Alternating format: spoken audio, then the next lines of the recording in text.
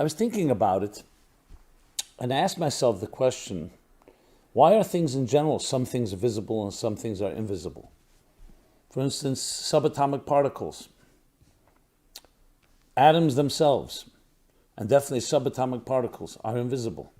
We don't even have instruments, the most powerful microscopes that can see them. You can see their effects, their impact, but they remain invisible. In school, we would get that image of like a bunch of grapes, which consist of protons, neutrons, and electrons. But that was just an image for us to be able to work with. It wasn't because anyone saw it that way. DNA, subcellular structures, that very makeup of existence, the very building blocks, are all invisible. So I don't know if you've ever asked yourself the question why. You could say, hey, some things are bigger, some things are smaller. And after all, size doesn't matter. That's what we know today. One follicle of a hair can produce through nuclear fission and fusion more energy than all the tanks and all the weapons, artillery of the greatest armies. But why are things visible then and why are things not visible? Scientists have grappled with this question, and nobody really has a complete theory on this, one that really works. Yeah, you could say that when molecules fuse together, and if the right ones, it turns something that we can experience on a macroscopic level, which means we can experience with our 5 senses. You can see it, you can hear it, you can taste, touch, or smell it. When things are not quite on that level, you have to experience it in a different way. But that really cuts to the point of what exactly is reality. Because interestingly, you can argue that the more you experience it in a tangible way, the less real it is. What do I mean by less real? Not that it's an illusion, but it means it's not the real root building blocks of that particular item.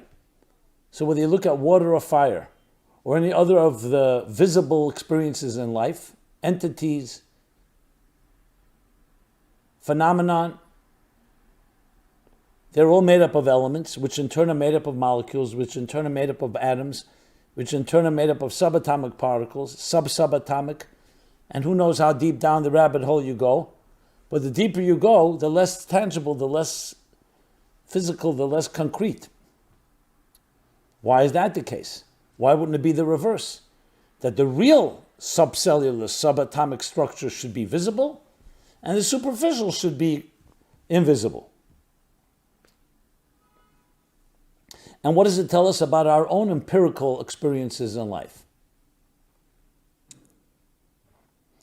So I think it would be good to think out of the box, to just perhaps, let's experiment a moment in the way our mind works.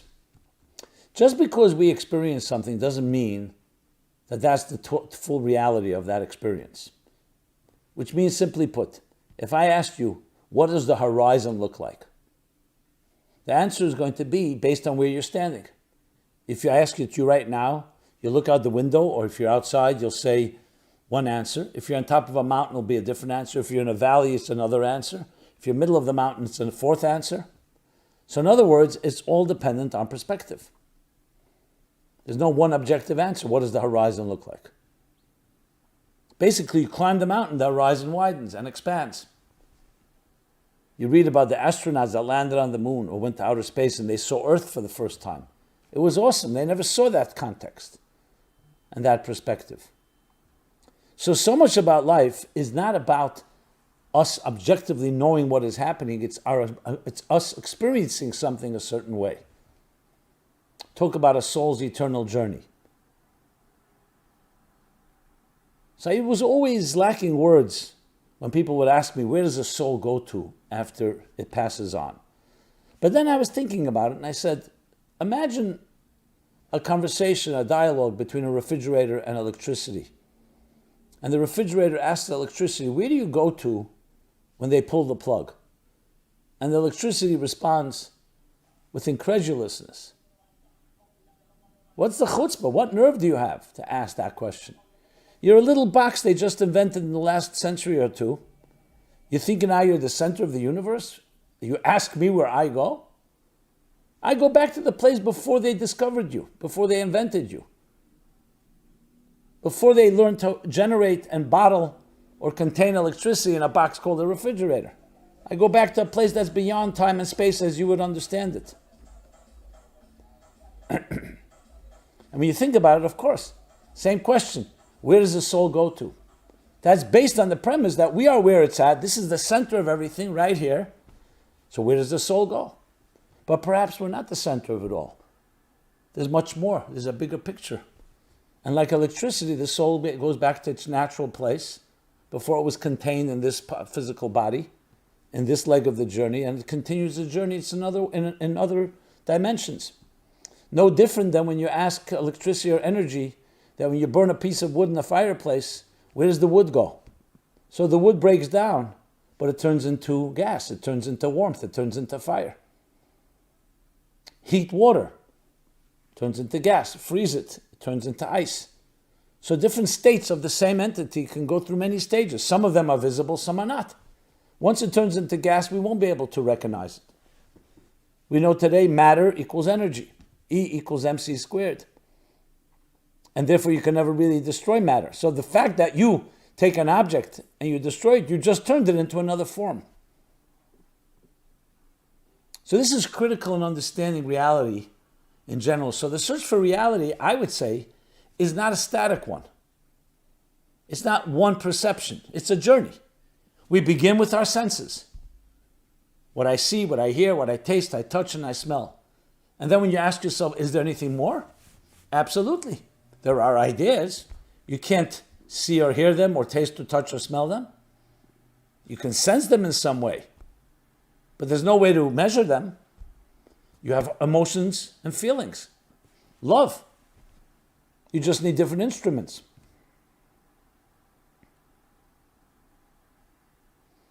Reminds me of Sir Arthur Eddington's example when asked, how do you come up with all these bizarre conclusions in the 20s and the 30s about quantum mechanics, subatomic particles?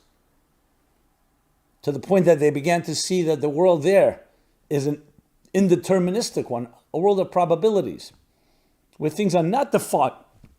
And you cannot, not because of lack of data or information, but you fundamentally can't define a certain thing in that stage until you measure it, until you observe it.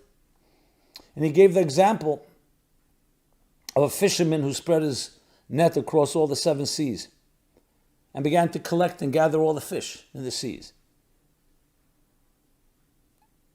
And he came to a great conclusion as he documented the types of fish, the species, the color, the shape, the size. There are no fish in the sea shorter than a ½ inch long. Interesting. We all know there are smaller fish than that. And then what do? We look at his net, look at his instrument. The net has spaces of ½ inch spaces. So of course, all the fish smaller than a ½ inch fell back into the water. So his big conclusion should have said, when you use a net with ½ inch spaces, you're never going to catch fish that are shorter than a ½ inch space. Shorter than a ½ inch. But you don't need a scientist for that. The same thing.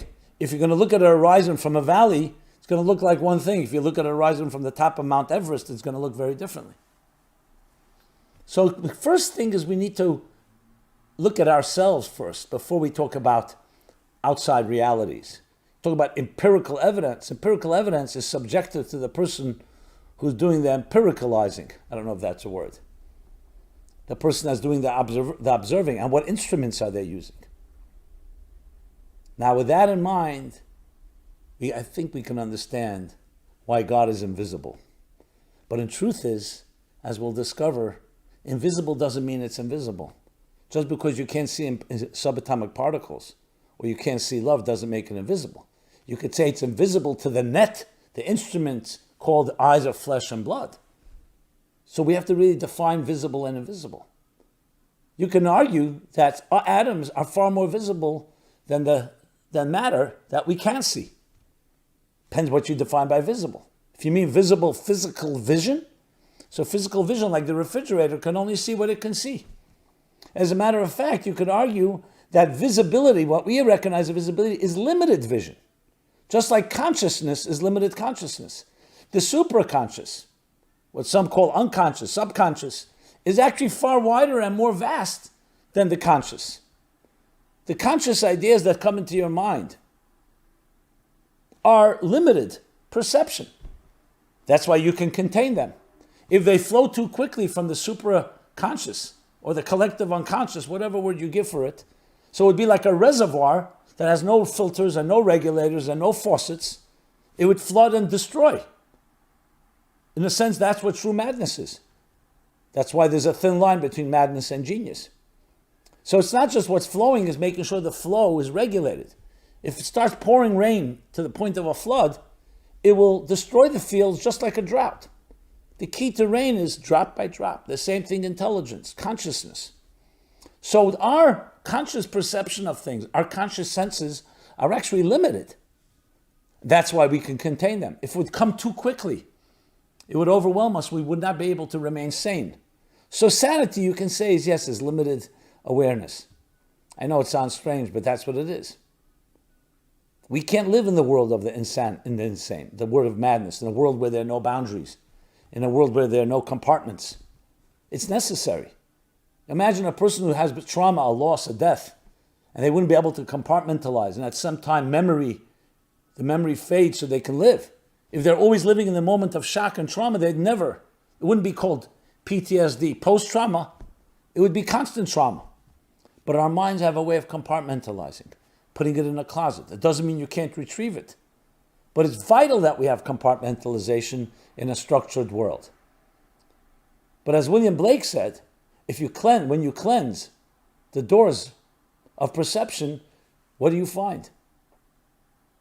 The infinite, the oneness, the singularity. Everything is infinite. We cannot live in that world of infinite. We can aspire to it. We can dream about it. We can seek transcendence.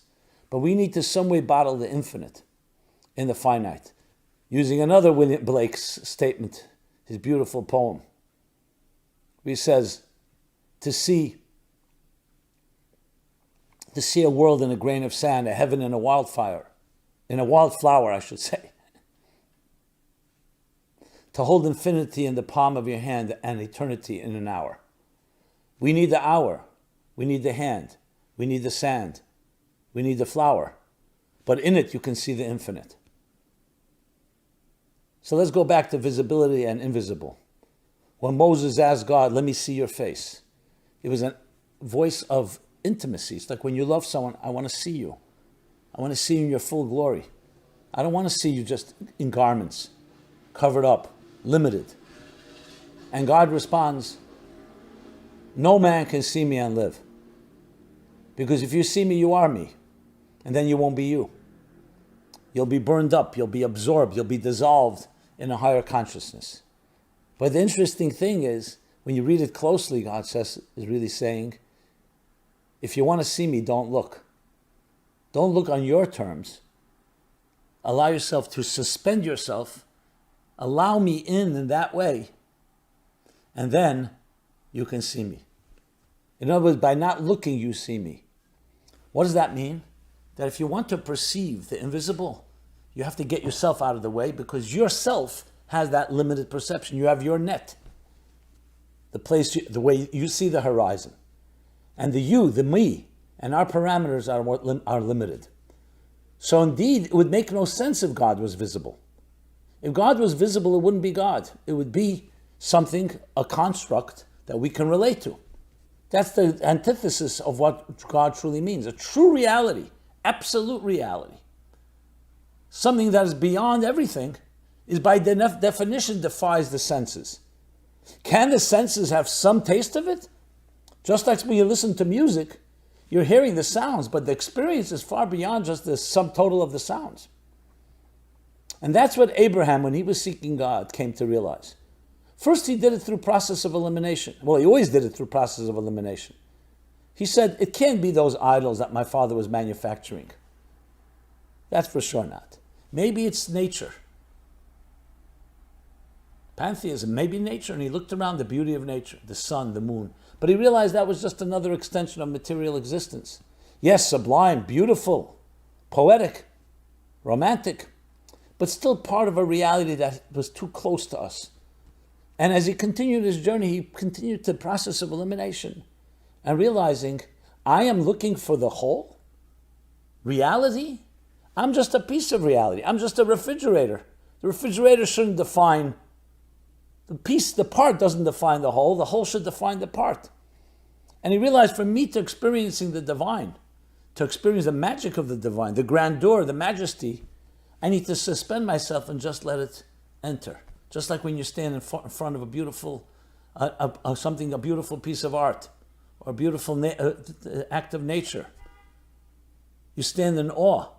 You don't try to contain it. You try to be contained by it. You try to be absorbed by it. You're listening to music. Get yourself out of the way. The subject should melt into the object.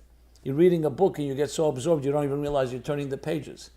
That's when you're in the zone. That's when the fish becomes part of the water. You're not experiencing it, you are it. It's a state of being. I'm going to ask you, what does life feel like?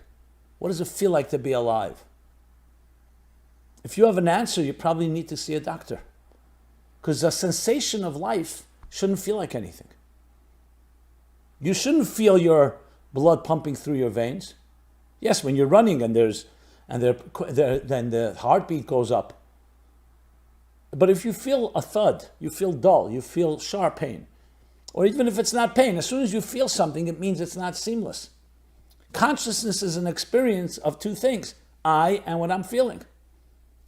So really a healthy life, I don't feel anything. What is your left leg doing right now?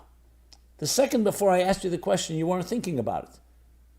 That doesn't mean that your left leg wasn't there, or right leg for that matter. It means you weren't thinking about it. It doesn't mean, just because you're not aware of it, consciously aware, doesn't mean it's not there. So invisible is a very, it can be a very, what's the word I'm looking for? I'm looking for the word like distortion. A very manipulative word even. It's not the word I'm looking for. I'm sorry, I just can't find the word. Maybe because it's invisible. It's a very deceptive word. That's the word I was looking for. What does it mean? Invisible. That you don't know it's there, that you don't feel it, that you don't see it. So the things that are most real is when you know you exist and you don't even have to feel it. You're just there. Life when you're living, you know that that's what life is like. Go explain colors to a person that can't see a color. So the point is, it's not that God needs to be invisible. It's that the whole concept that we think visibility is the only way to measure things is limited. And that's what Abraham and all the seekers, they were not looking for a God that's a product of our empirical evidence. I don't want a God that's a result of a mathematical equation, of a rational process, because the rational process itself is also only a piece of reality. If there is a God, the rational mind was also created by God. So is the part going to dictate the whole? It's an experience that transcends the senses. So you'll say, so how do we know it exists? Well, it ultimately comes down through experience, just as we know subatomic particles exist. Not because you see them, you see their effect. And obviously in this case, it's far deeper than that. I would say the problem most of us have with God, by the way, is not because it's visible or invisible. It's because the way God was presented to us is a distortion or even a complete sham. Like Nietzsche wrote, God is dead. He said that God didn't deserve to be alive. We got the wrong God. Or as Levi Yitzchak Barditchever said to a self-proclaimed atheist, the God you don't believe in, I don't believe in either. Today we're comfortable with the invisible. Just look at your smartphone. You're listening to me speak. I'm not sitting in the same room with you. You see my face or hear me, wherever you may be. What's connecting us? It's not wires. There's something in the ether, or today we don't use that word anymore. There's something that's beyond time and space as we know, that can transcend time and space. I don't know if we fully understand it. We know it works, and we know how to build technologies around it. God is not the ultimate of invisible, but the ultimate of reality, and therefore something that's not contained by boxes and senses and perceptions and the doors of perception that we are so accustomed to. So it's really an exercise to getting out of your comfort zone and experiencing something beyond you. That's why it's so equated with love, equated with all the mysteries of life. Why is it mysterious? Not because it's mysterious, it's because it's strange to us. But those that become comfortable with the paradox, that become comfortable with the mystery, that's the nature. The true nature of life is mystery, is paradox. And there's nothing strange about that. It's only strange when you limit yourself to the terms where these are contradictions. This fits in this box, it can't be aligned with that box. That's really the journey to find a higher reality, the essence of it all, and beyond the essence. And the visible universe is a taste, is like the palm of your hand, the grain of sand, where we can have a handle to hold on to, somewhat experience that which is beyond our hand. Yes, indeed, to find the infinite within the finite. And that's ultimately the goal in life, is to take this material world, recognize it for what it is, a container. It's a container to be able to contain even that which is not containable, to express the inexpressible, where the invisible becomes visible, and the visible recognizes that it's just the tip of the iceberg of a far, far greater reality. And that's how we bridge it, by being a kind person, by being a gentle person, by bringing light into this world, and recognizing this is not the center of it all. It's the center of it all if you channel the higher reality into this world, but it's not the center of it all if you think all there is this. I'd love to hear thoughts, feedback on this important topic. So Simon Jacobson, Meaningful Life Center, meaningfullife.com. Remember, you carry the infinite within you. Express it, and ultimately the expression is through love. Love another person is the way we see the face of God. Love your feedback, your questions, your thoughts, and please share it with others. Again, meaningfullife.com, where you can find this and many other programs.